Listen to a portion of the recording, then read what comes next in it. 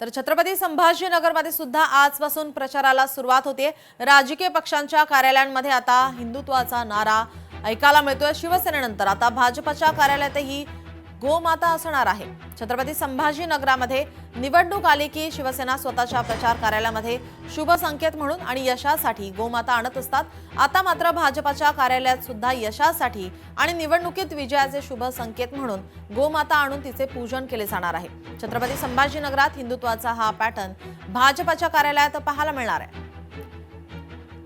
आपले प्रतिनिधी सचिन बडे आपल्या सोबत जोडले गेलेले आहेत। सचिन, आपण पाहतोय एक नवीन स्ट्रॅटेजी आणि या ठिकाणी एक नवीन रणनीती पाहायला मिळते शिवसेना आणि भाजपमध्ये।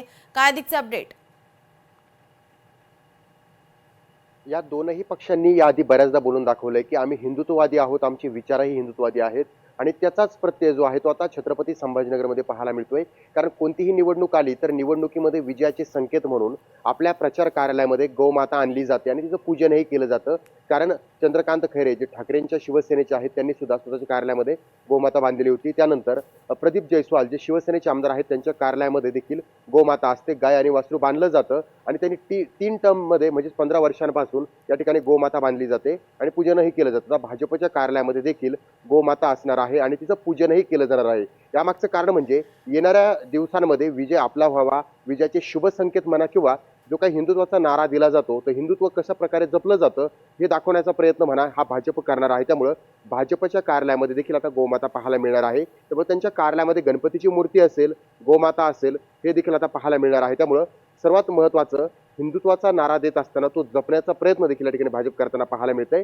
तर दुसरीकडे छत्रपती संभाजीनगरमध्ये शिवसेना उद्धव बाळासाहेब ठाकरे पक्षावर जे रशीद मामू यांना पक्षामध्ये घेतले तर तुम्ही हिंदुत्व विसरलेले आहात अशा प्रकारचं देखील वक्तव्य जे होतं ते भाजपने आधी करून दाखवलेलं आहे। किशोर शितोळे जे भाजपचे जिल्हाध्यक्ष आहेत त्यांनी माहिती दिली की छत्रपती संभाजीनगरमधील त्यांच्या या भाजप प्रचार कार्यालयामध्ये आता गोमाता पाहायला मिळणार आहे। तर दुसरीकडे शिवसेना उद्धव बाळासाहेब ठाकरे पक्षाला कुठेतरी प्रत्युत्तर त्यांनी दिलंय, कारण आम्ही हिंदुत्व जपतोय, तुम्ही मात्र थेट रशीद मामूला स्वतःच्या पक्षामध्ये घेताय। जी, धन्यवाद सचिन, आपण दिलेल्या या सविस्तर माहितीसाठी। लोकशाही मराठी ऐका, पहा, जागरूक रहा।